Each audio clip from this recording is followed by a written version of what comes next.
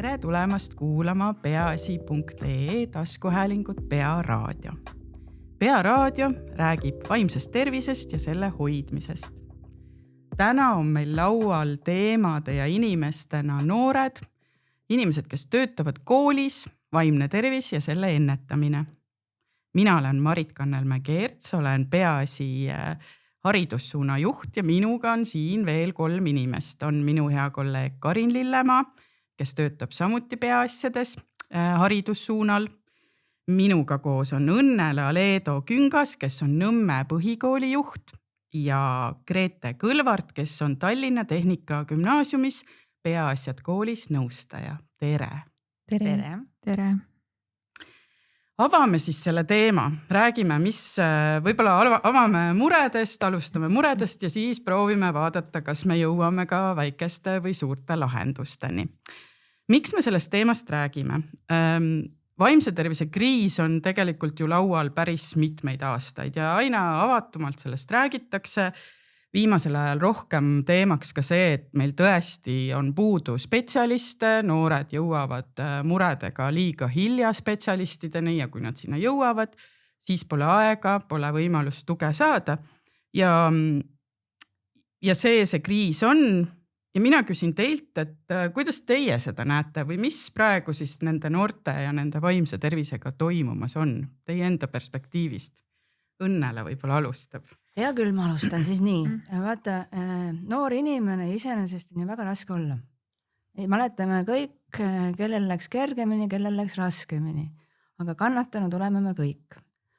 Sellepärast, et sa alles otsid ennast, sa mõtled, kes ma olen ja mida ma siin elus peale hakkan ja sa otsid oma kohta. Aga vaata, kui siia juurde tulevad nüüd erinevad veel sellised, mis need siis on, surved või pained juurde, et sa pead olema edukas, sa pead olema ilus, sa pead olema peenike või sa pead olema volüümikas ja nii edasi, eks ole, mis kehtib nii poiste kui tüdrukute puhul, tahame juhtida tähelepanu. Et see ju raskendab olukorda märgatavalt, sellepärast, et minul on õnn olla sellest ajast veel pärit, kus internet nii levinud ei olnud ja ennast ei saanud ja ei pidanud kogu aeg võrdlema teistega. Mulle ausalt öeldes piisas klassikaaslastega või koolikaaslastega enda võrdlemisest, eks suuresti. Ehk siis, mis meie noortega lahti on see, et noored nähtavasti teavad või näevad liiga palju, mis maailmas ümberringi toimub. Ja nad tahavad, kes meist ei taha olla parim. Et vaata võib-olla sinna, et me saame aru, et ma ei taha olla parim, ma tahan olla iseenda parim versioon, mis mulle sobib.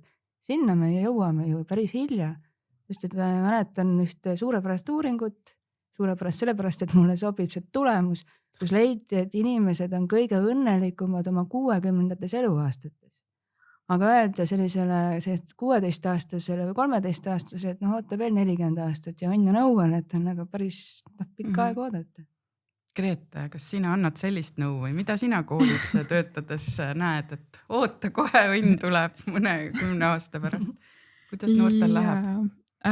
Jah, ma tegelikult sellega olen nagu nõus, et minu meelest noorus on nagu ilus aeg, aga teisest küljest on ikkagi ka päris palju neid raskusi ja siukseid katsumusi selles eas ja eriti just see teismeiga, mis on nagu kõige tundlikum ja seal tuleb päris palju neid nagu muresid ja raskusi ette, millest tuleb läbi murda.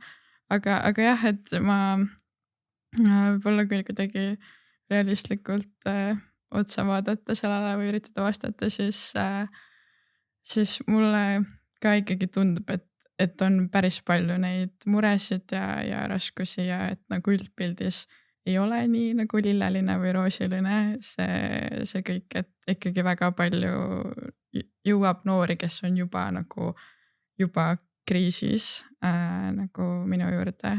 Et tegelikult see oli minu jaoks ka suht suur šokk, aga ma arvan praegu kuskilt üle poolte või natuke üle poolte siis noortes, kes on jõudnud, on juba suitsiidiriskis. Ehk siis väga suur arv noori. Ja. Karin, sinu mõtted? Ja ma olen väga nõus öelduga ja tõesti, et see võrdlus on läinud globaalseks, et see ei ole ainult on ju see täpselt see minu lähikond, keda mina näen, vaid see on üle maailma ja see on nagu ka nihkes, sellepärast et mida ma näen sotsiaalmeedias on ikkagi toime tulev või no isegi mitte toime tulev, aga need, kes näitavad, et nad on toime tulevad ja võib-olla väga head performijad ja meil on väga palju pandud sinna rõhku, et seda maksimaalset tulemust on ju saada. Aga ma tooks sinna juurde veel selle aspekti, et meie elutempod on väga kiired ja lastevanemate elu on väga kiire. Me elame kapitalistlikus ühiskonnas, kus me tahame seda heaolu muudkui saada ja taas toota ja meil esimest korda võib-olla ajaloos on seda võimalust, on ju, meil ei ole varasemalt olnud seda ja see on natukene tekitanud olukorra, kus noortel võib-olla ei olegi neid lähedasi inimesi, kellel oleks hetke, et kuulata nende mure ära seal nende ümber ja noh, ilmselgelt meil ei ole ka seda küla seal ümber, et võib-olla meil ei ole ka neid vanavanemaid või inimesi, kellel oleks seda lähedast suhet siis noorega, et see esimene kontakt ei olekski see vaimse tervise spetsialist, kes hakkab seda muret kuulama, vaid see on keegi kuskil varem. Ja seda kahjuks ei ole noortel nii palju. Mul sinu mõttest ja Õnnele mõttest ka kangastus üks hästi lahe selline kuidagi arusaamine, mida ma kuulsin päris, ma arvan, paar aastat tagasi juba, et ka lastevanematel või täiskasvanutel noorte elus ongi see, et kui me räägime nende noorte heaolust, siis me tegelikult, meie pilt on see, et nad kuskil 40-ndates saaksid eluga hästi hakkama. Ja siis läheb see juba nagu paigast ära, sest nende jaoks õnn ja heaolu on hoopis teine asi nagu praeguses hetkes ja me mõnes mõttes võtame selle neilt ka ära, et ise ka 12-ndatele tundi andes ja kui me rääkisime heaolust ja sellises hetkes olemisest, siis ka üks tütarlaps ütles, et see, et sa praegu niimoodi ütled, ma sain aru, et mul tegelikult on ka võimalus seda 12. klassi nautida, et ma olen viimane aasta koolis ja mina mõtlesin ainult nendele lõpueksamitele, et ma olin ainult fookusega see, et see kool saab kevadel läbi ja ma teen eksameid ja ma nagu unustasin selle praeguse hetke üldse ära, et me natuke nagu ka nende ootustega võtame ära. Ja just sellest ajuarengust tulenevalt ja et neil ei ole sellist perspektiivi nägemust, on ju, et täpselt kui me ütleme neile 60-aastaselt sa võid olla õnnelik, siis see nende jaoks on nagu hoomamatu, et see ei ole nagu arusaadav ja see ei ole midagi, mis üldse võiks lohutust tuua, et on täna, praegu ja see hetk, kus me oleme ja mis see on, mis mind siin toetab. Et ma mõtlesin just, oleme selle peale päris palju mõelnud tegelikult, et vaata, me oleme ühiskonnal, oleme väga eesmärgi keskne.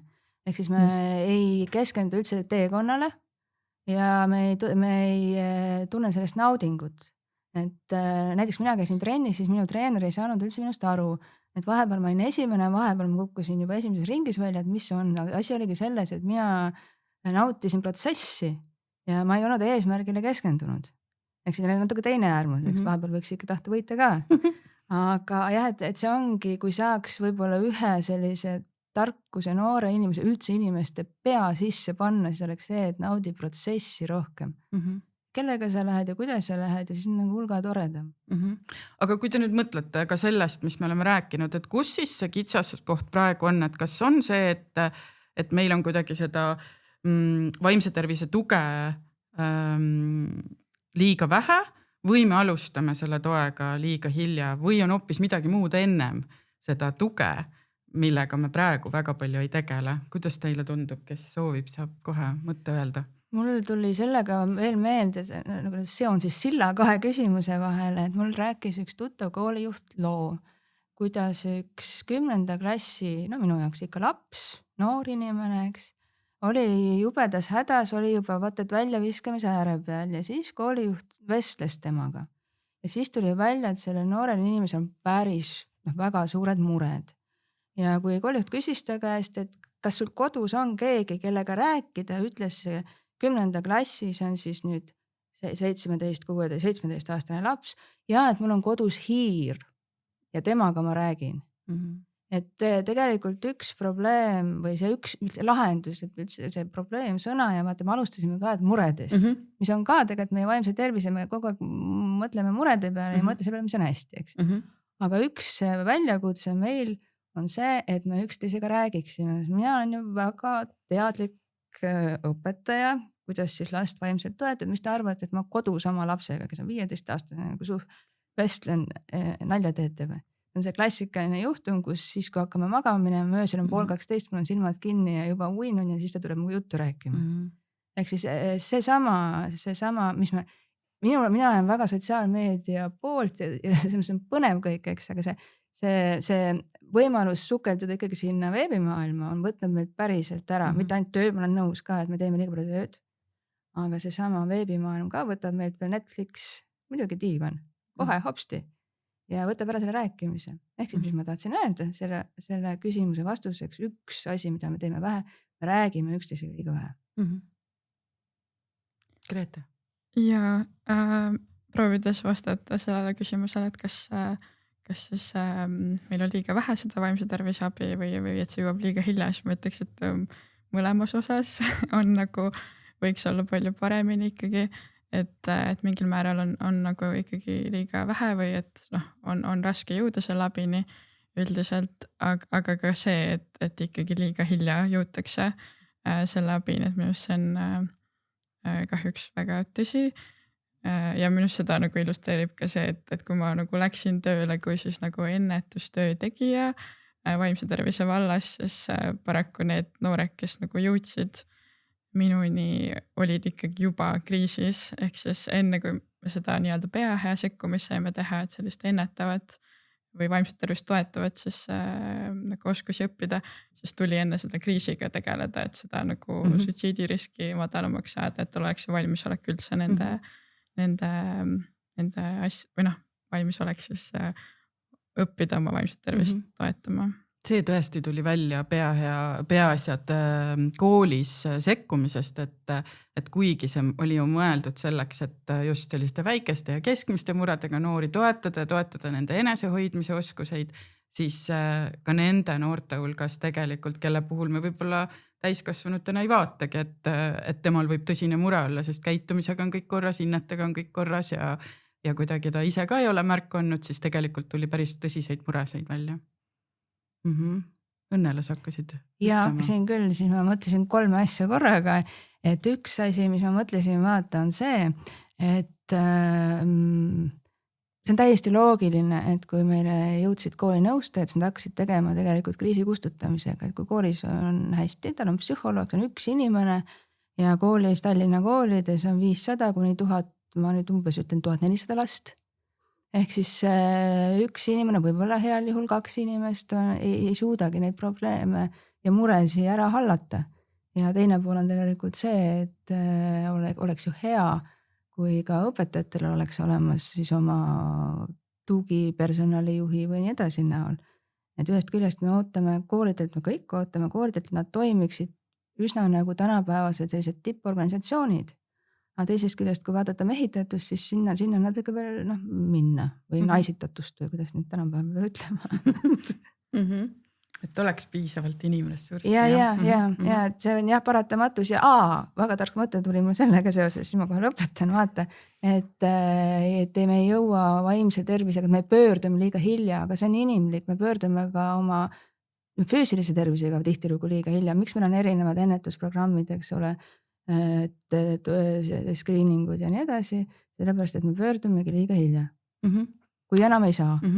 Mõt Õnnele nüüd ütleski selle võlusõna, on ju, et ennetus on üks nendest asjadest ja kui me nüüd rääkisime sellest, et tuli välja, et mõlema tasandiga on mure, aga tuli ka välja see, et võib-olla rääkimine on üks nendest asjadest või selline avatud suhtlus, siis Karin, sinu käest ma küsin, et kui me räägime ennetusest, siis kuidas sa seda kokku võtaksid, et selline vaimse tervise ennetus, et kus see hakkab ja millisel hetkel siis me juba räägime võib-olla sekkumisest või toetamisest? Et see on üks teema, mis ma tean, et see on nii lai ja nii suur, aga samas mulle nagu, miks ma seda küsin, on ka see, et mulle tundub, et vahel me unustame ära, et need väikesed asjad, et kas on küla ja kas on vestlusi ja kas on avatust kuidagi varem hakata rääkima, unustatakse ära kui üks selle süsteemi osa. No just, et kui me räägime ennetusest, siis me ei saa mitte kunagi teha ennetust tugispetsialistide kabinetis ainult. See peab toimuma mujal, see peab toimuma seal keskkondades, kus need lapsed ja noored on. Mida nooremad on nad, seda rohkem peab see olema keskkonna kujundamine kui selle väikse inimese oskuste kujundamine, sest ta lihtsalt ei ole võimeline veel omandama neid oskusi teadmisi või kui tal on need oskused teadmised, siis see ei ole pädevuse tasemel, mis tähendab, et ta ei suuda neid rakendada, on ju. Ja ma lihtsalt selle eelmise teemaga seoses, ma lähen nüüd väga laiaks, aga kui ma mõtlen üldse, et kui palju tõesti on koolides seal, mida peab kõike tegema, seal hulgas on ju see kaasav haridus, mis tähendab, et kõik need ka pisut erilisemad lapsed on meil seal klassiruumis, keda me peame suutma toetada ja mis see ei tähenda ainult otsust, vaid see tähendab hoopis teistsuguseid mehhanisme ja toimetulekuid ja seda keskkonna kujundamist, et me kõik saaksime seal hästi toimida ja me ei ütleks, et väga hea, et ta võib küll olla meie ühiskonna liige, aga lihtsalt natuke teistes kohtades on ju, et mitte nagu seal ruumis, aga see on nagu hästi suur koormus õpetajale, koolile ja see on hästi palju neid olukordi, mis on komplekssed, mida me peame lahendama, on ju. Ehk siis, mis see ennetus on, et see toimibki seal, et see on õpetaja pädevused hakkama saades ja klassikomplektis, aga seal on 30 last, kellel on need oma erisused, millega on ju arvestada. See on see, et kuivõrd me õpetame neid üldpädevusi erinevate ainete osadena, näiteks sotsiaalemotsionaalset pädevust, õpipädevust on ju. See on see, milline on klassi või kooli kliima, et kui ta astub seal klassiruumist välja, kas tal on turvaline seal olla, kuidas või miks see tähendab, et tal on turvaline olla, on ju. Milline on kooli-kodu koostöö, kas me üldse eeldame, et peaks olema seda koostööd, et seal on nii palju neid tahke, mida mõtestada ja mõelda, aga täpselt ongi see, et see on väga kompleksne ja nüüd me eeldame, et see koolijuht siis teeks selle ära või siis koos selle juhtkonnaga, et kust tuleb see ressurss, et üldse hakata süsteemselt mõtlema ennetusele, et me jõuaks siis nende järeltegevusteni. Vaata siin toome sisse kohe ühe väga põneva sõna, keegi ei ootaks, see on raha. Ehk siis koolil on väga limiteeritud töötasufond ja siin ma olen mõelnud, et kuidas sellest välja tulla ja olen jõudnud sinna, et tegelikult kuidas saaks kooli aidata, ehk siis kuidas saab aidata kooli toetada, need on vabatahtlikud. Aga siin on jälle see teema, eks ole, see usaldus ja kõik muu pool, et kompetentsus ja ma mõtlen usaldus selles mõttes, kas ta on kompetentne, kas ta on sobiv isik, mis inimene ta on ja nii edasi. Et jah, see ja vaata, kui sa tõid sisse selle, et see nagu koolijuhid ja juhtkond peab seda toetama, selle peale ma olen ka mõelnud ja siis ma olen jõudnud sinna, et nagu ei pea ainult mina. Eks, või siin paar inimest veel. Ja tegelikult jälle me oleme ühiskonnana jõudnud kuidagi sinna, et me eeldame, et väike kamp inimesi lahendab ära selle, mis on nagu globaalne mure sellises kitsas seltskonnas, eks. Et mina saan luua tingimused, ma saan käia ja jaurata ja töötasu juurde küsida ja paluda, eks. Aga et me peame ma ei kujuta ette, kuidas, et nähtavasti väga vägevate entusiastlike ennast ohverdavate inimeste kaasabil jõudma selleni, et meil oleks vaja ühiskondlikku kokkulepet, kas või siis Eesti tasandil, mida me noortelt või lastelt ootame, mis me päriselt tahame, kas me tahame neid suurepäraseid eksamitulemusi ja tahame me edetabeleid või tahame me seda, et lapsed on enam-vähem terved. Ma olen nii nõus ja mul on nii palju mõtteid sellega, ma paari avan, et esiteks täpselt see ressursi küsimus. Me räägime aastaid, et see on oluline, laste noorte vaimne tervis või üldse vaimne tervis on oluline. Kui see on oluline teema ja päriselt me ütleme, et see on oluline, siis meil on vaja ressurssi, meil on vaja raha, inimesi ja aega, et seda kompleksset probleemi lahendada ja samamoodi täpselt kooli ümber on koolipidaja ja nii edasi, et see ei ole ainult kooli vastutus ja mul on selline väike võib-olla siuke üks juhtum või kogemuslugu sellega, et meil siis peaasjas on IVAD ehk siis vaimsete või sotsiaalemotsionaalset pädevust toetavad sellised tunnitegevused õpetajatele. Ja kui ma ühel fookusgrupil küsisin õpetajalt, et okei, et mida te siis vajate, et neid IVAsid rakendada, siis nad oli mingi, ja ma pean selle siis ikkagi oma nagu sinna päevakava panema ja siis ma pean selle läbi mõtlema niimoodi, siis ma mingi, okei, aga mida te meilt vajate? Ja see oli selle õpetaja jaoks konkreetselt oli nii ootamatu küsimus, et isegi ei osanud nagu mõelda, et aga mis on see laiem tugi, mida on näiteks temal vaja. Kindlasti on teistsuguseid nagu olukordi, aga see oli nii huvitav taipamine minu jaoks on ju.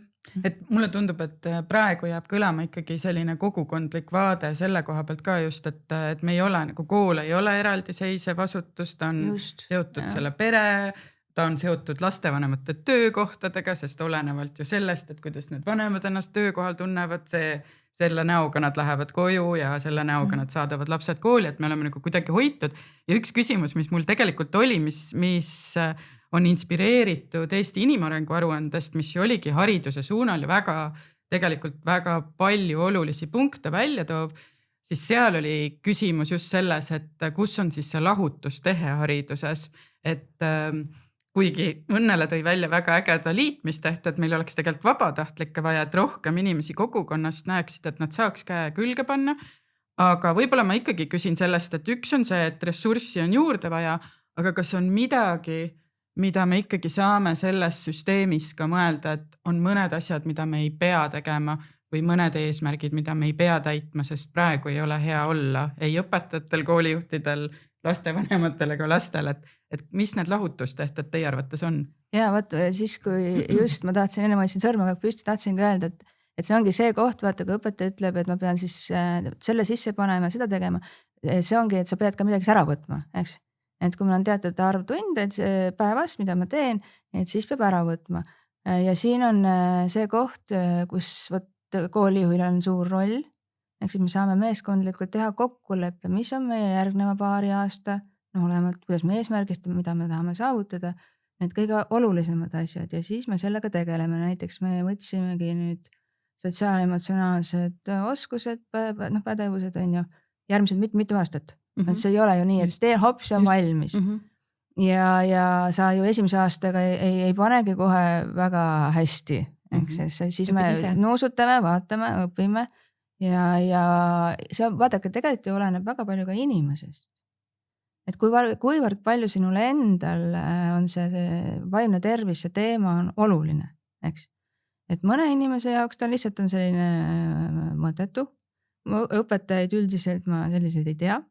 Siis mõne jaoks on oluline jah, aga tehtagu, eks? Siis on need, kes tunnetavad juba ise vastutust ja siis on need, kes tahavad midagi ära teha, siin vahepeal on kindlasti veel. Ja nüüd olenebki sellest, et kuidas sa saad kampa, kelle sa saad kampa ja vahepeal ongi nii, et sa ka annad justkui sellise käsu, et nüüd me tegeleme sellega, eks. Aga siis on jah oluline see täpne eesmärgistamine, et kõik sammuksid enam-vähem ühte jalga. Grete, sina, kes sa noortega kõige rohkem võib-olla selles mõttes üks-ühele kokku puutud, et kas sina näed lahutustehteid, et mida nemad võib-olla võtaks ära sellest kogu koormusest, mis nende elus praegu on? No jah, see on hea küsimus. No mulle tundub, ma ei tea, ma isiklikult ka kuidagi prioritiseeriks ikkagi seda vaimset tervist või et kuidas seda hoida ja toetada. Ja minu meelest need sotsiaalemotsionaalsete pädevuste õppimine on nagu nii kasulik ja nii lahe ka. Nii lahedad väiksed siuksed mängud ja asjad, mida saaks nagu panna sinna koolitunni sisse ja ma kujutan ette, et see tegelikult ikkagi võiks palju rohkem aidatagi sellist nagu klassi kliima soojenemist või nagu siuke koostööoskust ja kõiki neid asju nagu noorte seas, et kui neil on endal nagu kuidagi toredam ja mugavam seal koolis ja klassis õppida, et siis võib-olla on ka nagu kergem nendest õppeainetest läbi nagu tulla ja nagu võib-olla on ka vähem neid vaimse tervise raskusi. Aga vaata siinkohal ma tahan kohe välja meie imelised ainekavad. Me oleme ikkagi riik või me oleme inimesed ja rahvus, kes usub haridusse ja haridus meie jaoks eelkõige on teadmised. Ehk siis see on uskumatu, tegelikult see on uskumatu, kui tihedad on meie riigi ainekavad. Kui palju lapsed peavad aasta jooksul omandama ainetes nagu näiteks matemaatika, keemia. Tegelikult see on põhimõtteliselt läbikappamine ja see ei ole sügav õppimine. Et see kuidagi, vaata, siin tulebki lahendada siis ära see, et nähtavasti üks võimalus on natukene teadmisi vähendada. Seda enam, et ma tõstataks probleemi, kas praegu 21. sajandil AI ajastul on meil vaja nii palju teadmisi või siis oskusi nende teadmistega midagi peale hakata. aga jah, see on selline juba väga-väga lai teema ja sellest on räägitud ja. Aga võib-olla see ongi see, et ei olegi vaja nagu lahutustehet, aga olles ka matemaatikat õppinud, siis vahel on hästi oluline tehete järjekord. Et võib-olla ju me ei peagi ütlema, et kõike seda ei saa õppida, aga teisest küljest, et mingeid asju peab ennem õppima, et need kõik ülejäänud asjad sinna juurduksid. Jah, vaata ise andes ajalugu, vaadates ainekava, mul on, humanitaaraine on kergem, eks ole, sotsiaalained, aga ikkagi ma võin öelda, et ma olen muret tekitavalt maas, ma loodan, et õppejuht ei kuule seda. siis on kohe vastu pead ka. Et jah, see ikkagi ma väidan, et üks koht, mida me saaksime lahutada, on natuke vähem neid faktiteadmisi või teemade hulka ainetes, natuke rohkem sügavamat õppimist, natukene rohkem rahulikumat tempot ja siis juurde siis üldpädevusi. Karin? No just, et see sügav õppimine võtab ju aega.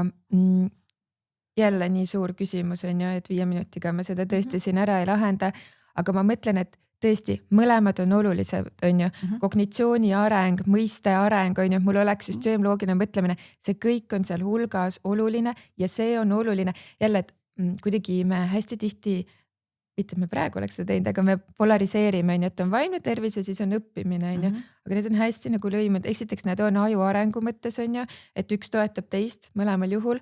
Ja teine ongi see täpselt, et mis sa ütlesid, et kui mul näiteks on stressireaktsioon üleval, ükskõik mis vanuses siis laps või täiskasvanu ma ei ole, siis minu õppimine ei ole selle potentsiaali ulatuses, kus see võiks olla, on ju.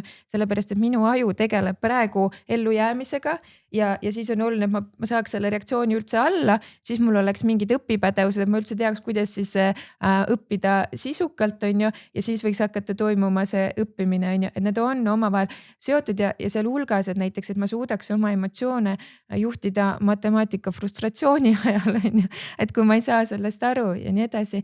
Et mul ei ole seda lahutustehet, mul on nagu mõned mõtted, mis täpselt on igal pool juba kõlanud, et need teemad peavad olema elulised, sest et täpselt see, et kui me oleme täna juba ühiskonnas, kus me ei saa ainult ülevalt alla öelda, et sa pead seda õppima, siis me peame valmis olema õpilaste miks küsimusteks, miks ma pean seda õppima ja selleks nad peavad olema eluga seotud need teemad ja seega toetab seda sügavat õppimist, võib-olla kohati paremat seostamist, et me saaks mingite teemadega kiiremini edasi minna.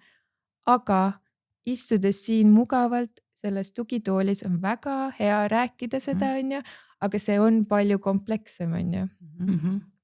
Ja vaata, võib-olla siis üks lahendus on ka see ei ole miinus ega pluss, aga kui me suudaksime ikkagi juhtida seda tööd ja õppimist viisil, et me naudime protsessi, et me ainult ei ole eesmärk teema selgeks saada, vaid see protsessi nautimise osa olles koos tegutsedes, et siis see läheks kindlasti ka oluliselt paremaks ja siis on ju seal ka tugi, et kui läheb alguses nässu, et siis on tugi olemas, vaata, see on ju väga huvitavad küsimused on meil rahulolu küsitluses sees või võtta, ma nüüd ei mäleta, millises küsitluses, kus on näiteks, et kas ma julgen teha vigu. Et me, õppimise osa. See on nagu õppimise osa, eks, et kui lapsel juba klassiruumis tekib julgus teha vigu, ma usun, et siis läheks juba ka üsna palju paremaks. Just, et ma et selles julgus olla selles pusimises, selles küsimuses, selles teadmatuses veel, et mis see täpselt on see vastus seal on ju, et selleks anda aega ka. Aga teie usute sellesse, et kool ikkagi siis saab olla see koht, kus me toetame õppimist, ka sotsiaalemotsionaalseid oskuseid, seda vigade tegemist, seda protsessis olemist. Et see on võib-olla üks küsimus, mida ikka esitatakse, et aga miks me vaatame kooli otsa? Me vaatame selle tõttu, et noored veedavad seal väga suure osa ajast, seal töötab väga palju inimesi, kes ka on väga suur osa meie ühiskonnast ja ka nende heaolu seal on oluline, et lisaks me märkame seal asju, mis noorte elus toimub, et see on ootus, aga kas see on tegelikult realistlik ootus, sest juba ega siis see süsteem on samamoodi ülekoormatud nagu see vaimse tervise toe pakkumine. Vaata, mina arvan nii, et see on realistlik, aga meie eesmärgid on liiga kõrged. Ja tihtilugu ma ise olen märganud juhina, et ma tajun probleeme, ma näen andmeid, ma saan aru, et on probleem. Aga esimene asi, sa mõtled ju kohe idealistlikult, ehk siis mis võiks olla ideaalne lõpplahendus. ja siis võib juhtuda, et sa lihtsalt lööd käega, et ma ei jõua sinna. Ehk siis mulle tundub, et üks asi, mis aitaks, on see, kui me mõtleks selgelt läbi, millised on meie tegelikult, mida me tahame saavutada, mida me saame saavutada. Et iga väike võit on ka võit. Me ei saa idealistlikku, kui saame, ma olen väga õnnelik, mul on nii hea meel, kui ma praegu väidan vale väidet. Aga ma ei usu, et me suudame saavutada idealistlikku kooli, kus kõigil on hea, väga hea kogu aeg, eks. Aga me saame muidugi luua kooli, kus enamusel on enamus aega hea. Ja vaimse tervise mõttes ka hästi oluline on see teadmine, et ükskõik kui palju me ennetame, toetame, kui ideaalsed on süsteemid, elu jooksul inimestel ikka vaimse tervise muresid tekib ja vaimse tervise häireid ja isegi vajadus ravida, et me seda kindlasti ju kõike ära ei saa hoida. Pigem on tõesti see, et kas, ja elu mõttes ka, et noored saaksidki aru, et elu ei peagi olema kogu aeg see, et ka koolis ei pea kogu aeg hea olema ja kooli rõõm ei pea olema nagu kogu aeg tipus, aga see, et ma tunnen ennast turvaliselt hoitud ja ma saan ka seal kuri ja kurb olla. Just. Ja vaata, sa tõid praegu välja ühe väga olulise sõna, mis mind ma ütleks isegi natuke ärritab, et see on koolirõõm ja töörõõm. See tekitab juba nii suure ootuse, sest rõõm, me teame, mis asi on rõõm. Et mulle meeldib väga oma töö. Mul on suurepärased kolleegid, hästi tore on. Aga mina nüüd ei saa küll öelda, et mu töörõõm on kogu aeg üldse põhjas. Mul on rahulolu, ma tunnen ennast hästi. Ja vaata, kui see panna eesmärgiks, eks, siis juba ju see probleem, nagu me vaatame natuke teise nurga alt. Aga Grete, sina, kas sina usud, et kool on hea ja õige koht, kus ka vaimse tervise teemadega tegeleda? Ja usun küll. Ja ma arvan, et kindlasti kool on väga hea koht, kus sellega tegeleda ja just see, et nagu noored ja lapsed veedavad nii palju aega koolis ja tegelikult see märkamine, mis siis võiks olla osa siis sellest ennetustööst, et see tegelikult ei ole võib-olla nii raske, et ikkagi ma arvan, et õpetajatel on see võimekus nagu märgata neid muresid noortel või et kui midagi on kuidagi kehvasti, et siis lihtsalt küsida või kuidagi tähelepanu pöörata sellele, et ma arvan, et see võimekus võiks olla õpetajatel olemas ja võib-olla teine asi on ka see, et lihtsalt paratamatult nagu vahepeal kodus ei saa seda tuge ja toetust, mida noored vajavad, et siis kui kodus sellest on puudu, siis vähemalt võib-olla kool oleks see koht, kus nad seda saaksid. Ja usume sellesse, aga samas võib-olla üks selline teadmine ka, mida vähemalt meie peaasjades oleme hariduses töötavate inimestega arutades aru saanud, on see, et need muutused tulevadki päris aeglaselt, et tihti me ka igasugustest uuenduslikest lähenemistest ootame, et me anname selle võimaluse ja siis see muutus kohe tuleb. Aga on koolijuhte, kes on tõesti öelnud, et see võtab 3 aastat vähemalt, et mingi muutus ja kuidagi väikesed need tulemused hakkaksid tulema. Et ma ei tea, Karin, kas sinul on ka seda kogemust nüüd, kui sa oled õpetajatega kohtunud ja rääkinud, et... Ma kõigepealt tahan eelmisele küsimusele vastata, sorry. et jälle, kas ma usun, et on kool või miks koole, on lihtsalt see, et kool on see koht, kus me saame kõik lapsed kätte ja võib-olla esimest korda nad on nähtavad ja nagu see on väga palju raskem eesmärk, et me suudaks seda tekitada, et meie kuidagi see sotsiaalsüsteem toetaks kõik pered ära niimoodi, et seal ei oleks mingeid raskusi ja täpselt see, mis ütlesid, et niikuinii ma ei tea lapsevanemat, kes ütleks, et mul ei olnud ühtegi väljakutset lapse arengu jooksul, mitte ühtegi, on ju. Et küsimus on see, et kuidas, kuna, mis hetkel me neid hakkame lahendama, on ju. Ehk siis koolis me saame need kätte, on ju. Me saame need nähtavaks, et mis on need tuge vajavad kohad, on ju, aga nüüd on küsimus, et tõesti, kas meil seda ressurssi on toetada ja ma olen nii nõus nüüd sellega, et igasugune muutus võtab aega ja täpselt see ongi see, et ma ju hakkan õppima, seal hulgas hakkavad osadel inimestel hakkavad ka mingid uskumused, tõekspidamised, veendumused hakkavad muutuma, et see nihe peab hakkama toimuma, et see uus nii-öelda õpitu saaks omandatud, on ju.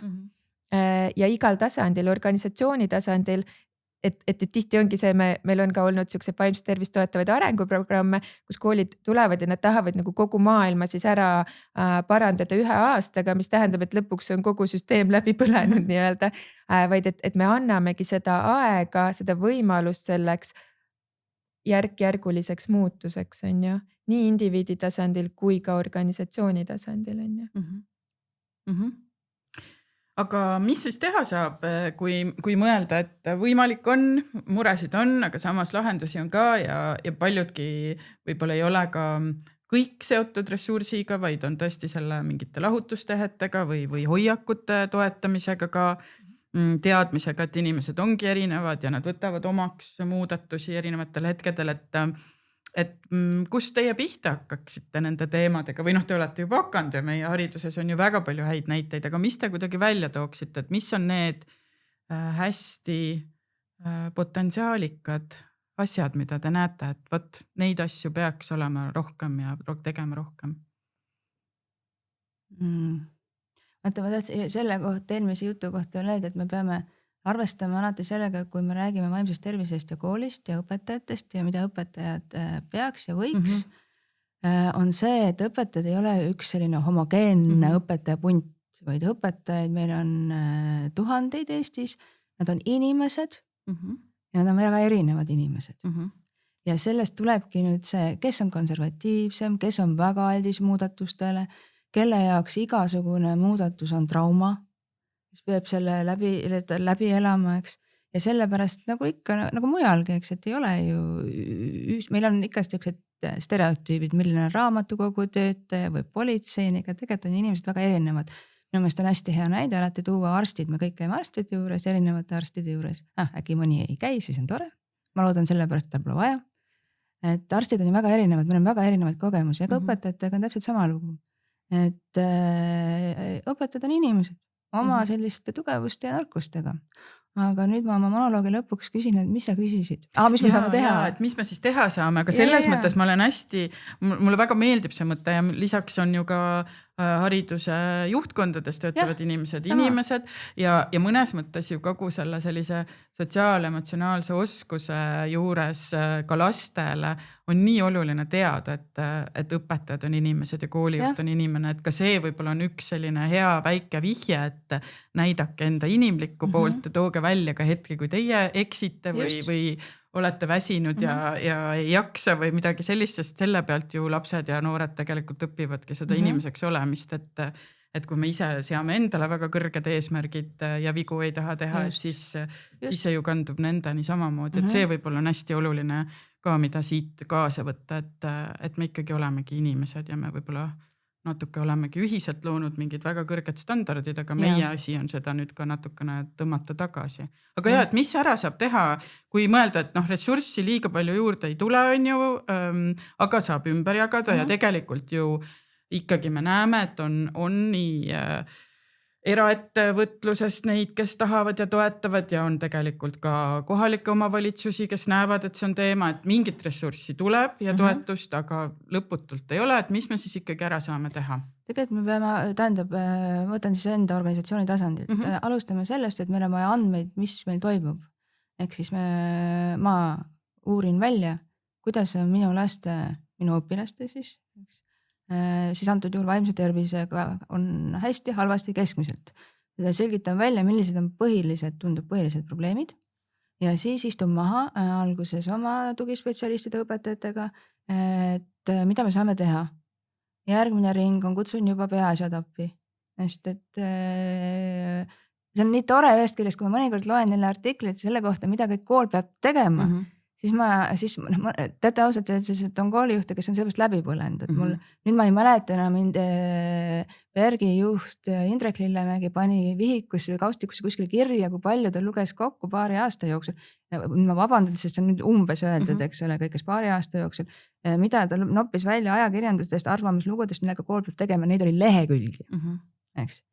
Ehk siis oluline on see, et sa päriselt võtadki selle eesmärgi ja et see on nagu tore, vaata ühest küljest, et sind peetakse nagu mega eksperdiks, ehk siis põhimõtteliselt nagu üsna geeniuse sarnaseks olendiks.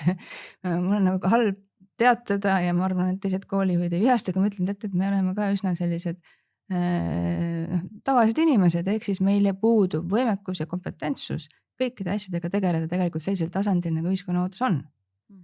Aga mida sa saad teha, on panna täpsed eesmärgid ja siis leida, minu koolijuhi ülesanne on leida siis lahendused, kuidas me hakkame seda lahendama. See võimalik, et alguses paneme valesti, vahepeal mõõdad jälle, vaatad ja siis lähed edasi ja need peavad olema mõõdetavad väikesed sammud. Et see ongi see viis, ükskõik, kas sa tahad parandada matemaatikaeksami tulemusi või laste vaimset tervist, et ega mulle tundub see selline lihtne ja mõistlik viis, kuidas hakata probleemi lahendama. Ja siis sa teed selle enda jaoks nagu rohkem lahti väiksematest tükkideks. Et eesmärk ei saa olla, et kõigil lastel on koolirõõm.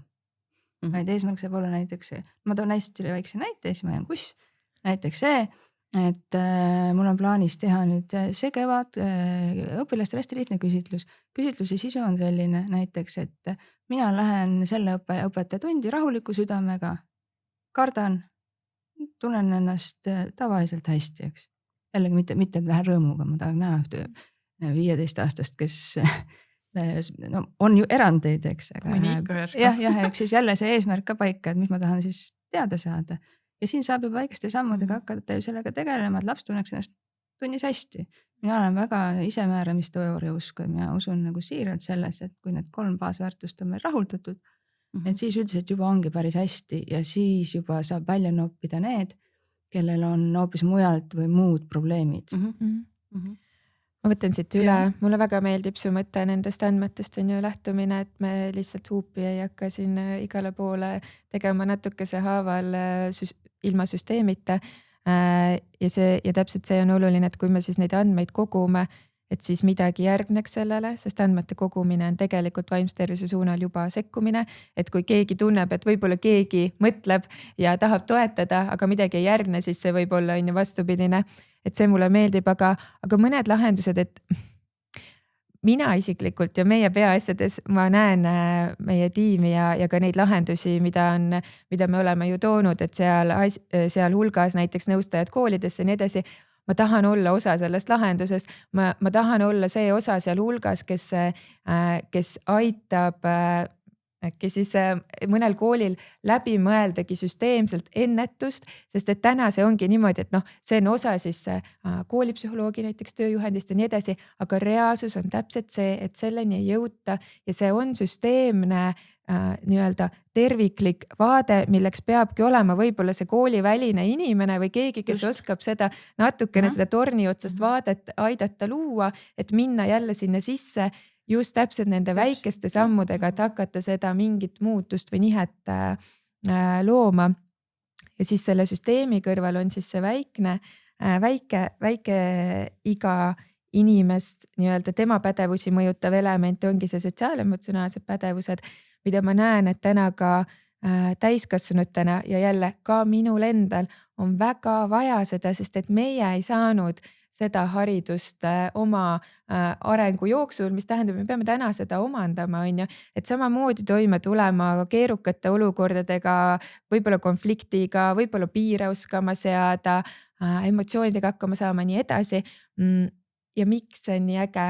Miks ma jälle sellest nii vaimustun, on jälle need samad õpetajad, kes on siis meil alustanud IVAD rakendamist, siis nad ütlevadki, et nende enda oskused parandavad ja nende enda näiteks ka märkamine enda, aga ka nagu selle väikse inimese märkamine, et näiteks, et ma saan nüüd aru rohkem, et kus tal võib see raskus olla, et miks ta käitub nii näiteks nagu ta käitub ja mis oskust mina saan toetada.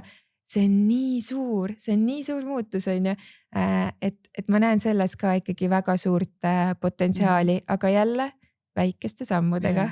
Ma Grete kohe küsin sinult ka seda mõtet, et kust sina hakkaksid minema või oled juba hakanud, aga ma tahtsin ka siia selle mõtte tuua, et üks ju on see, et kui me vaatame pikaajalisi uuringuid ka sotsiaalemotsionaalsete oskuste omandamises, siis me näeme, et tegelikult pikas perspektiivis ei peagi tegema seda valikut, et kas eksami tulemused või sotsiaalemotsionaalsed oskused, vaid see kõik toetab, lihtsalt ongi see järjekord oluline, et me ühed asjad saame ennem paika või mingid oskused ennem paika, et tegelikult ju miks sellest nii palju ka räägitakse, on see, et me teame, et tulevikus meil inimestena lähebki seda kõige rohkem vaja, et me kuidagi inimeseks olemise oskustega läbi elu ju lähme. Et see on see üks mõte. Ja teine mõte, mis mul ka just oli, mis võib-olla peaasjade rolli nagu lahti kirjeldab, on see, et ja kõik, kes kuulevad, kes koolides ja lasteaedades toimetavad, siis tõesti meie soov on olla just see partner, kes saab nagu väikesteks tükkideks neid asju võtta, et nad mahuksid ära sinna süsteemi ja võib-olla nagu proovida vähem sõnastada neid ootusid ja rohkem pakkuda lahendusi, mis alati ei pruugi õnnestuda. Ainult idealistlikud vaated on seda nagu öelda. Aga see on see, kust me oleme minema hakanud ja proovime seal reel püsida. Aga Grete, sina, mis on need asjad, mida sina näed, et tegelikult toimivad juba sinu enda rollist koolis? Ja ma nõustuks esmalt kõige sellega, mis nagu öeldi just, et minu meelest ka nagu, et koolijuhtidel võib-olla ei ole lihtsalt seda nagu nii suurt võimekust, et seda kõike nagu hallata või seda nüüd kõike muutma hakata.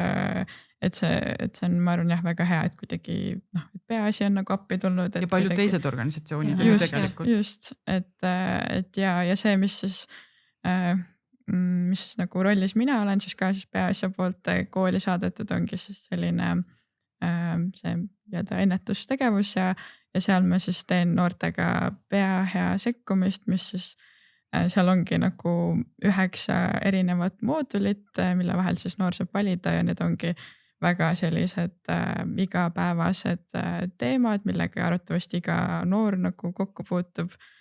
Alustades siis ärevuse ja meeleolu juhtimisega ja probleemi lahendusoskustega ja eneseaksepteerimisega, aga ka selliste vajaduste toetavate moodulitega nagu uni, liikumine ja toitumine. Et ma arvan, et juba nende teemadega tegelemisel ja võib-olla ka natuke nagu seal on sellist psühhoharimist noortele. Et ma arvan, et need asjad, mul ongi jäänud selline mulje, et tegelikult noored on väga huvitatud sellest ja neil nagu on see valmis oleks seda kõike nagu vastu võtta ja praktiseerida, et võib-olla jah, et kuidagi olen näinud, et siuke asi nagu täitsa töötab koolis. See aasta siis saigi seda teha Tallinna toel, et Tallinna koolides on peahea nõustajad või õigemini peaasjad koolis nõustajad, sest peahea on üks nendest praktikatest, kohe jagan ka muud, aga Õnnele, kuidas koolijuhina siis teha ruumi selliseks uueks rolliks ja kas see on lihtne või raske? See on väga lihtne. Ma täpsustan seda, et siiski mida ma koolijuhina ootan Tallinnalt, lisaks siis väga headele mõtetele, on ikkagi raha. Ja ma tahan täpsustada, et rahaline toetus oli esimene poolaasta või septembrist detsembrini, et praegu see läheb kooli eelarvest. Ja mina võin tõesti rahuliku südamega öelda, et minu kool jookseb praegu miinuses. Et kui me räägime väiksematest Tallinna koolidest, siis ma olen üsna sundseisus, ma jätkaks meie imelise Karoliinaga väga hea meelega, aga hetkeseisuga mul lihtsalt pole selleks raha. Mis on jälle seesama, mis ma tõin raha teema sisse, ma ei saa öelda, et me ülemäära õpetajate palgad erineksid teiste koolide õpetajate palkadest, enamus on meil töötavad alammäära palgaga, et see küsimus on siin hästi sügavalt sees. Et ma võin öelda, et eelmises koolis oli, kuna meil oli rohkem lapsi, oli meie olukord oluliselt parem, et kui ma lahkusin sealt koolist Nõmme põhikooli, siis oli meil tööl 3 psühholoogi, 2 sotsiaalpedagoogi ja nii edasi. Ehk siis mida saame teha, kui on finantsi, siis saamegi võtta spetsialiste juurde.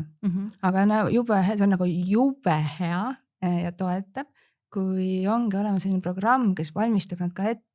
Minu jaoks on see suur abi, sest et ma ei pea tegelema selle inimesega nii palju, et selgitada ikka ootusi ja nii edasi, ta tuleb ette valmistatuna. See on väga hea. Aga ma tahan tuua veel ühe väga põneva paralleeli, et sa ütlesid, et väga õigesti, et me saamegi, Marit, et me saame edasi minna väikeste sammudega, sotsiaal-emotsionaalsete oskuste kõik muu on. Aga tegelikult võtame ikkagi, mina toon lauale eksamid. Ja mina toon lauale eksamistressi. Ja ma täna lugesin ühte artiklit ja avastasin ennast mõttelt, et vaadake, me ootame kõik, et lapsed teeksid kõik eksamid 100 punktile, ehk 100%, eks.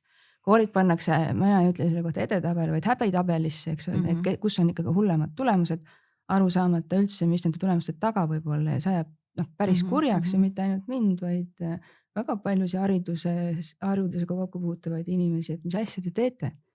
Aga lisaks toon juurde nüüd sellise põneva näite, et keegi ei ütle väga, eks ole, selliselt suurelt, et kuulge, jätke lapsed rahule või mis asja me neid edetabelitame. Küll aga kui julgeb pangaomanik öelda, et 10% kehvematest töötajatest peavad lahkuma, siis on kohe jube kisa lahti. Ehk siis põhimõtteliselt see, kui ütleb välja omanik, et ta otsustab või ta leiab, et 10% nõrgematest peab lahkuma, see on nagu kohutav ülekohus. Aga kui me lapsi sildistame ja paneme kõiki ühe testi järgi kusagil rivisse, et see on normaalne, ei ole. Ja see toetab väga palju seda mure, millest me alustasime täna. Et see on ka üks suur komponent. Et muidugi, selles mina ei ole hindamise vastu, mina leian, et tagasiside andmine õpilastel, sealhulgas on ka hind, et neist ei ole mitte midagi halba. Peab olema suuline, peab olema kirjalik, laps peab aru saama, mis selle hinde taga on. Aga ma ei leia, et ma peaksin õpetajana iga hinnet nagu väga laialt lahti kommenteerima. Sest on ka väikesed testid ja laps saab aru, mis selle hinde taga on. Küll aga me ei tohi hinnet võsta nüüd selleks esimeseks number 1 asjaks. Aga muidugi see on jälle jube hea öelda, aga siis vaata, et siin tekib juba see küsimus, et mis siis on kooli eesmärk. Aga võib-olla ongi nüüd see koht, kus seda uuesti mõtestada, et mis on selle praeguse hetke, selle kogu maailmas, mis toimub selle kooli ülesanne. Ja vaadates teaduse arengut, eks ole, psühholoogia valdkonnas, bioloogia valdkonnas, kuidas me järjest rohkem saame teada, kuidas meie aju toimib, kuidas meie õppimine toimib ja nii edasi.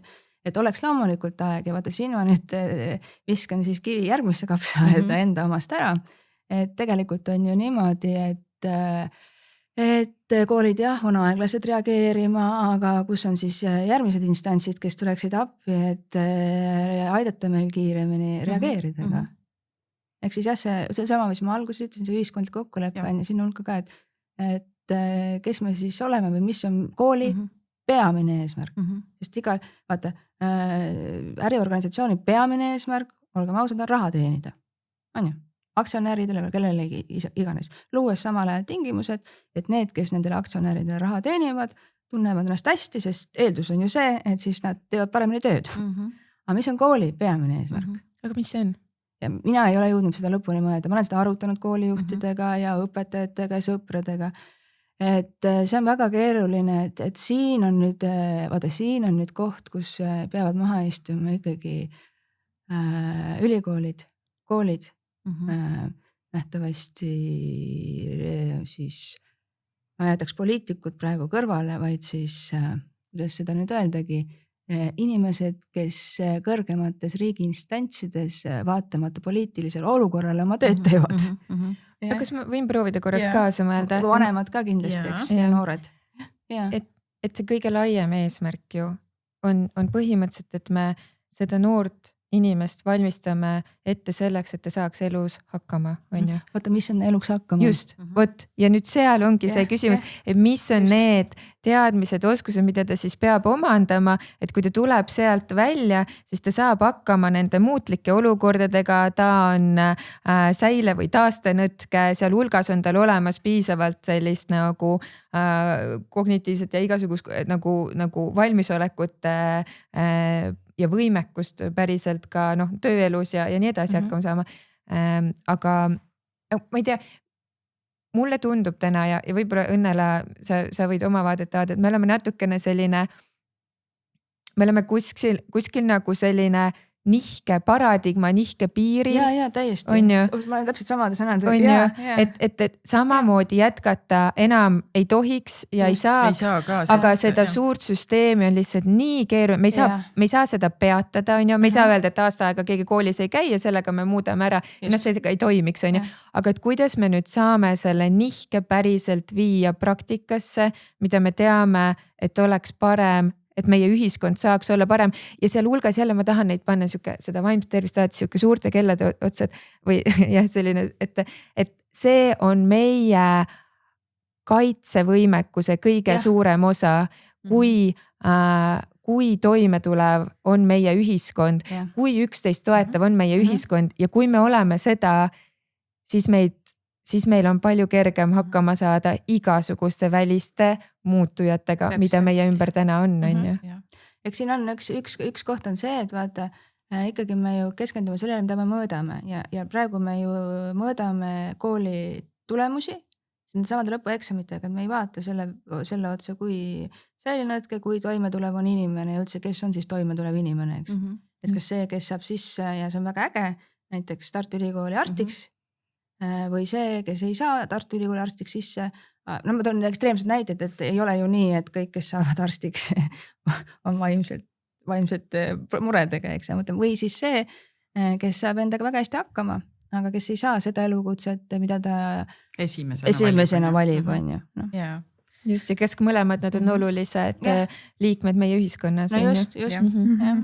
Ma võib-olla lisaks ka selle mõtte, et ma ei mäleta, keegi peaasjades ütles, võib-olla te oskate parandada mind, aga et tegelikult inimene võib-olla, kes on näiteks matemaatikas väga hea, aga tal võib-olla puuduvad sellised sotsiaal-emotsionaalsed oskused, et võib-olla suhteid hoida või enda vaimset tervist hoida ja nii edasi, võrreldes siis inimesega, kes nagu on väga pädev just nagu võib-olla sotsiaal-emotsionaalselt ja vaimse tervise osas on nagu kokkuvõttes ikkagi elus võib-olla kas õnnelikum või edukam või midagi sellist, et ma just hiljuti tegelikult ka kuulasin ühte taskuhäälingut, see võisin olla mina, ma tundsin selle ära, aga ma usun, et peaasjades võib päris mitu inimest olla, aga et see edukuse definitsioon on tegelikult see, et sinu enda väärtuste pinnalt nagu see ideaalne elu, nagu ka Õnnel ütles, et see ideaalne kool ja siis on see, et kui lähedal ma sellele olen ise ja just see ka ja pluss, et see aktsepteerimine, et ma niikuinii ei jõuagi ju nagu, ma ei saagi valmis, aga ma olen teekonnal, et ma olengi nagu sinna suunal teel ja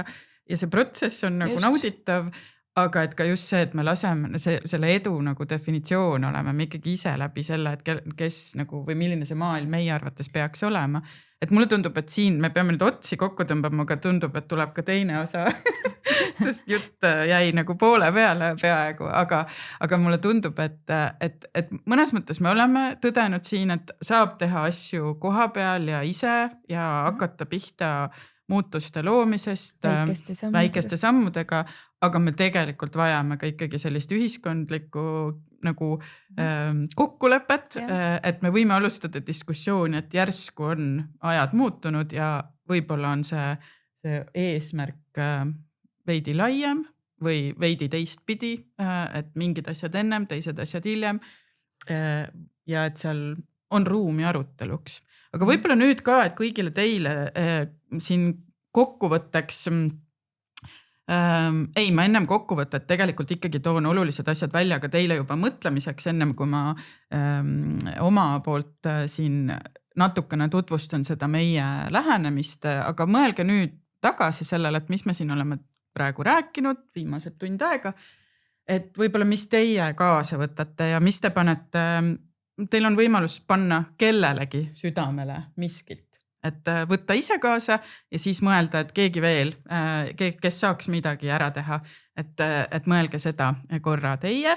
Ja mina lihtsalt tahtsingi jagada seda, et Grete tõesti siis on üks nendest peaasjad koolis nõustajatest ja lisaks sellele, et ta peahea nõustamist noortega teeb, siis nagu siin on ka välja tulnud, et ega siis ei saa päris üksinda ja kogukonna või vanematega sellise silla ehitamiseks on üheks meetodiks räägime lastest lähenemine, ehk siis tõesti, et vanemate ka need ootused paika loksutada ja pannagi vanemate perspektiivi koos noorega ka seda, et tõesti, mis on need õnnevalemid erinevatele osapooltele ja ka tõesti see, et kool saab oma osa teha, pere saab teise osa teha, noor inimene ise saab kolmanda osa teha ja niimoodi me koos ehitame. Aga lisaks siis tõesti ka suitsiidiohusignaalid, selle tõttu, nagu sa ütlesid, Grete, et isegi noortel, kelle puhul me võib-olla ei arvaks, siis võib-olla enesevigastamise mõtteid või suitsiidi mõtteid ja need on asjad, mis peaksid välja tulema võimalikult kiiresti, et noored ei hoiaks neid endale või oma sõprade vahel ja samamoodi siis ka IVAD, millest on Karin rääkinud, et sotsiaal-emotsionaalsete oskuste õppimiseks väikesed väikesed sammud, mida saab teha, et see on peaasjadel olemas sellise väikese piloodina juba tehtud, loodame, et saame jätkata ja tõesti mõttekaaslasi ootame. Aga nüüd igalühel on veel kokkuvõtlikult, et mida kaasa võtate ja mida siis ootusena kellelegi annate? Mina võtan kaasa kõik, mis ma siin rääkisin, eks ma siis mõtlen läbi ja saan jälle kinnitus sellele, et ikka eesmärk ette või kõigepealt siis mõõdad ära ja siis eesmärk ette, eks.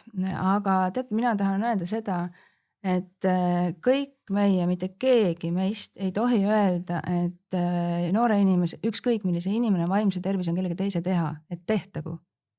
Absoluutselt igaüks meist vastutab meid ümbritsevate inimeste vaimse tervise eest. Ja vahepeal me käitumegi halvasti, inetult, me teeme teisele inimesele haiget ja siis on väga lihtne viis, siis tuleb selle inimese ees vabandada. Ja nii tuleb edasi minna, vahepeal on väärtuste konfliktid ja see on juba hulga raskem teema, eks. Aga mis see kokkuvõte on, siis mitte keegi meist ei saa öelda tehtagu. Aitäh. Näiteks, kui oleks videosalvestus, siis näeksite, et ma teen üdan. Mind väga puudutab see, aitäh. Grete? Ja ma võib-olla midagi südamele panna, siis äkki sellist märkamise olulisust ühiskonnas, et võib-olla mitte isegi ainult koolis, kuigi jah, koolis ka muidugi on väga oluline see, aga ka lihtsalt nagu igal pool mujal, et kui kuidagi märkad natuke õnnetut lähedast või kedagi muud, et siis seda julgust kuidagi läheneda talle ja pakkuda oma tuge, et tegelikult see on vist nagu lihtsam, kui me arvame, et see on. Aga teisest küljest ma ikkagi võib-olla õpetajate osas ka sellist kaastundlikkust tahaks nagu avaldada, et ma ise olin ka aasta alguses tegelikult natuke selles rollis, et ma pidin siis töötubasid klassides läbi viima, vaimse tervise töötubasid. Ja siis ma sain ikkagi aru, et kui raske on õpetajaamet või et tegelikult see ei ole üldse nii lihtne. Et jah, nüüd mul on ikkagi pigem väga suur respekt ja kuidagi austus või täpselt, et niikuinii neil on väga palju raskusi seal koolis, et saaks nagu lihtne on öelda võib-olla, et võiks kõike paremini teha, aga jah, et nad juba teevad niigi väga palju ja väga hästi. Aitäh. Mis ma võtan kaasa, et jätkuvalt erinevate arutelude juures kuidagi, et see arusaam, kui olulised need teemad on ja täpselt ma olen nii nõus sellega, et me olemegi inimesed ja me kõik eksime ja õpime ja siis vabandame ja lähme edasi, on ju. Et kuidagi see olulisus, et seda jälle, sest et neid väljakutseid ongi nagu palju, on ju. Aga see teine võib-olla, et kellelegi mida teha, et ma tahaks endale võtta selle, mida teha, et selles suhtes, et ikkagi täpselt see, et olla veel rohkem nende küsimuste ja valukohtade juures, et me saaksimegi, me praegu ka mõtleme selles suhtes, et kuidas siis süsteemseid koole nagu saaks toetada, et olla siis selle kooli juures ja täpselt seda ideaalpilti hakata seal praktikas siis aru saama, et kuidas see saaks olla. Nii et õnnele. Ja see on väga hea mõte, sellest oleks nagu meeletu abi. Vaata, et mida rohkem, minu arvamus on see, et mida rohkem ma saan ekspertide abi, seda kergem on minul ja minu ideaal on see, et mina nagu tööd ei teegi ja kõik toimib väga hästi. Ja ma peaks olema täitsa püsti loll ja hull, kui ma ei tahaks sellist olukorda ära kasutada. Ehk siis, et vaadake, jah, see on ka koht, nüüd me peame lõpetama küll, aga see on koht, et see koostöö koht. Et ei oleks eraldi erinevad instantsid, vaid rohkem koostööd. Ja ma tõmban ka kokku sellega, et mulle tundub, et üks on just see võtta isiklik vastutus, aga samas ka see isiklik enesekaastunne appi, et kõigega ei jõuagi hakkama saada, vahel teeme kõik vigu ja et me annaks ka ruumi lastele ja noortele seda sama kogeda. Et me vahel ootame nendelt hoopis vägevamat käitumist, kui me iseendalt või oma kolleegidelt ootame. Tõesti see õpetajate teema või üldse koolis töötavate inimeste teema, miks võib-olla Õnnele ütleb ka, et on hea, et oli peaasjad toetamas nõustajate sisenemist haridusse, on ju seetõttu, et tegelikult nii mõnigi nõustaja tõdes, et nad ei kujutanud ette, kui keeruline on koolikeskkonnas töötada ma arvan, et väga paljud meist tegelikult ei kujuta seda ette ja lugupidamine neile, kes jaksavad ja toetus neile, kes vajavad seda tuge, et seal toime tulla ja kõigi nende ootustega. Ja samas ikkagi, et kuigi siin on palju käinud läbi ka mõtteid, et kuidas saab väikeseid samme, siis ikkagi, et me koos saaks selle süsteemi igal tasandil kaasa mõtlema ja dialoogi pidama. Sest mida rohkem on mudeleid, mida sa saad võtta ja siis enda kooli jaoks ära timmida, seda kergem ja seda mõistlikum on, et mul jääb ju mitu aastat võib-olla seda jalgratta leiutamist ära. Ja lõpetuseks tahan mina öelda seda, et teate, see koolis töötamine pole üldse siuke hädaorg. Et tegelikult on väga lõbus, et ma olen seda ka enne mõelnud, aga et on tore, lõbus ja äge ja ma ei tea väga töid, kus on jube kerge olla. Siin on lihtsalt see asi, et kuna tegemist on ainult tööinimestega, eks siis seetõttu ta ongi väsitavam ja rohkem nagu kogu aeg, eriti enam, et on lapsed, et siis kui seda jälgitakse tähelepanelikumad. No tegelikult on koolis töötada väga tore. Ehk ja siis lõbus. minge kooli tööle, Tõsiselt, minge kooliga koos tööle ja pidage dialoogi ja see oli meie peaasi taskuhääling, Pearaadio. Rääkisime sellest, et on vaimse tervise kriis, aga tegelikult on olemas haridusasutused, kus saab teha ennetust, kus saab teha sekkumisi, aga selle jaoks on mõned tingimused ja mõned hoiakud, mõned oskused, mida siis tuleb otsida, tuleb pakkuda ja ära kasutada. Aitäh teile kuulamast, aitäh teile kaasa mõtlemast ja siia tulemast ja järgmiste kordadeni. Aitäh! Aitäh! aitäh!